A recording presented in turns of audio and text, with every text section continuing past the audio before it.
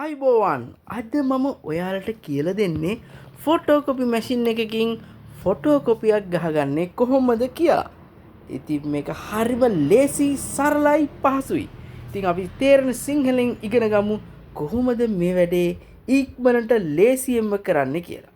ඉතින් මම මේ විස්තරය ඔයාලට කියලා දෙන්න පාවිච්චි කරන්නේ මගේ ළඟ තියෙන Toshiba E-Studio 257 කියන මැෂින් එක. ඉතින් එහෙනම් අපි වැඩේට යමු.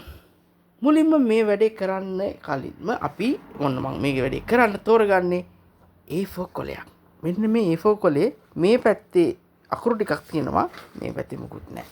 දැන් අපි මුලින්ම කරන්න ඕන මෙන්න මේ ට්‍රේ එක ඕපන් කරගන්න එක. මේ ට්‍රේ එක නෙමෙයි, මෙන්න මේ දොර අරගන්න එක. හරි. දැන් මුලින්ම බලා ගන්න ඔයාගේ අකුරු තියෙන තැන තියෙනව නේද? අපිට ෆොටෝකොපි එක වදින්න ඕන පැත්ත. මේ පැත්තේ තමයි අපි අකුරු තියෙන්නේ. එහෙනම් මේ ෆොටෝකොපි එක වදින්න ඕන මේ පැත්තේ තියෙන ටිකනේ. අන්න ඒ පැත්තේ තියෙන ටික මෙන්න මේ විදියට හරව ගන්න ඕන. එතකොට ඒ කියන්නේ මේ ෆොටෝකොපි මැෂින් එකේ ස්කෑනර් එක උඩ තියෙන වීදුර උඩින් තියන්න ඕන ඒ අපිට ෆොටෝකොපි වදින්න ඕන පැත්ත. ඉතින් මේ පැත්ත තියෙනකොට මෙන්න මේ ඊතලය ගැන අවධානය යොමු කරන්න ඕන. මේ ඊතලයේ ඉඳලා තමයි මේ පැත්තටත් කොලේ එන විදියට තියන්න ඕන. මෙන්න මෙහෙම තිබුණා නම් සම්පූර්ණ වැරදි. කොලේ වදින්නේ වැරදි විදියට. අපි ලේසි වෙන්න මෙන්න මෙහෙම ඇඟිල්ල තියලා මෙන්න මේ ඇඟිල්ල තියලා මෙතන කට්ටර ගන්නට හිර කර ගන්නවා. එතකොට මේවත් ලස්සනට එනවා. මෙතනත් හරියටම එනවා. මේ බලන්න. A4 කියන තැනට හරියටම එන විදියට තමයි මේක අපි තියන්න ඕන. ඉතින් මෙතනත් A4 කියන තැනට. දැන් හරි. දැන් ඊට පස්සේ අපිට ගාලා මෙහෙම දොර වහනවා. දොර වැහුවම අපිට වැඩේ පටන් ගන්න පුළුවන්. ඔන්න මම මේ පවර් මොඩ් එකට ඔන්න එනර්ජි සර්වර් මොඩ් එකට ඔන්න ඉතලා තිබුණා. මම ආයේ බටන් එක බලලා දැන් මෙන්න මේ වගේ තමයි ඔයාට ඩිස්ප්ලේ එක පෙන්වන්නේ. ඩිස්ප්ලේ එකේ මෙන්න මෙතන තියෙනවා ෆොටෝකොපි මැෂින් එක. ඉතින් අපේ ට්‍රේ එකේ තියෙන පේපර්ස් ටික මෙතන පෙන්වනවා. මම මේ තියලා තියෙන්නේ A4 කොලයක්නේ. ඉතින් මම මේක print photocopy එක ගන්න යන්නේ A4 කොලයකට. ඉතින් අපි ඒ අවශ්‍ය ට්‍රේ එක තෝරගන්නවා.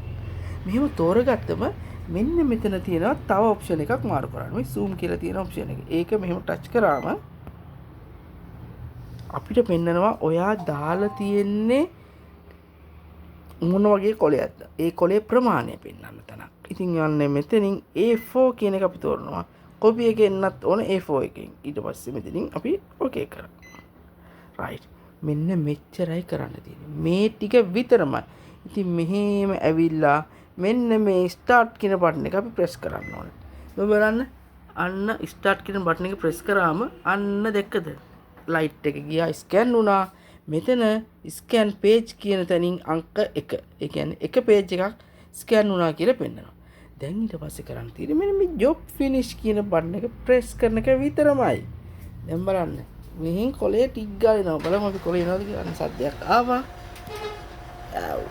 අන්න කොලේ එනවා පේන්නේ නැහැ පොඩ්ඩක්. හරි කොලේ ආවා. මේ තියෙන කොලේ. බලමු දැන් අපිට මේ කොලේ ආපේක හරියට ආවද කියලා. අකුරු ටික තියෙනවා. අපි බලමු ෆොටෝකොපි මැෂින් එකට අපි තියපු ඔරිජිනල් එක කොහොමද කියලා. ඔන්න මේක කොපි එක. මේක තමයි ඔරිජිනල් එක. බලමු.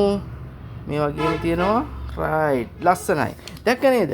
නිවැරදි ආකාරයට ෆොටෝකොපි මැෂින් එකක් ගන්න එක ක්‍රමයක් තමයි මම මේ ඔයාලට කියලා දුන්නේ. ඉතින් මීට වැඩිය ලේසි ක්‍රමයක් ඔයා දන්නව නම් ඒ ගැන යටින් කමෙන්ට් කරන්න. ඒ වගේම ඔයාට මතකද ඔයා මුලින්ම ෆොටෝකොපි ගහපු දවස? එදා වෙච්ච අත්දැකීමක් අපිටත් ඉගෙන ගන්න දෙයක් තියෙන අත්දැකීමක් තියෙනව නම් එදා වෙච්ච සුන්දර මතකයක් තියෙනව නම් ඒකත් යටින් කමෙන්ට් කරන්න. ඉතින් මම හැම කමෙන්ට් එකක්ම කියවනවා. ඒ නිසා ඔයාලගේ වටිනා කමෙන්ට් එක මට ගොඩක් වැදගත්. ඒ වගේම යාළුවනේ මේ වීඩියෝ එකේ මම කියලා දීපු දේ කියලා දෙන ස්ටයිල් එක ඔයාලට ගැලපෙනව නම් ඒක නත් යටින් කමෙන්ට් කරන්න. ඉතින් ඔයාලට මේ වීඩියෝ එක හොඳයි කියලා හිතෙනව නම් ලයික් කරන්න. තවත් යාළුවෙකුට දැනගන්න මේ වීඩියෝ එකේ තියෙන වටිනා විස්තරය තවත් යාළුවෙකුට දැනගන්න ෂෙයා කරන්න. ඉතින් ඔයාලගේ Facebook group තියෙනවා, WhatsApp group තියෙනවා. හැම group එකකම මේ වීඩියෝ ෂෙයා කරලා අනිත් අයවත් දැනුවත් කරන්න. ඉතින් ගොඩක් ස්තුතියි මේ වීඩියෝ එක මේ වෙනුවෙන් බැලුවා. මේ වෙලාව වෙනුවෙන් වෙනකම් මේ වීඩියෝ එක බැලුවට ගොඩක් ස්තුතියි ඔයාලට. එනම් ආලුත් වටින වීඩියෝ එකකින් අපි ඉක්මනින්ම හමුවෙමු. ජය වේවා.